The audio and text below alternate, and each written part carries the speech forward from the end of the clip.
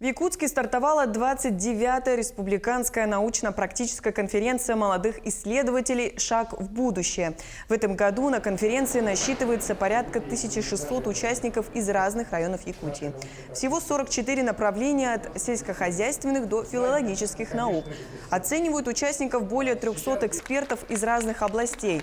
Победители конференции будут иметь право участвовать в конкурсах Минпросвещения России, победителям которых выдаются дополнительные баллы при поступлении в ведущие вузы России.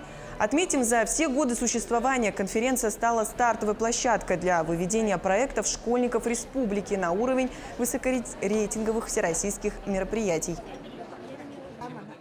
Я работаю экспертом уже, по-моему, на протяжении более 5 лет. Еще, по-моему, даже еще больше, наверное, будучи аспирантом, начал свою экспертную деятельность на конференции «Шаг в будущее».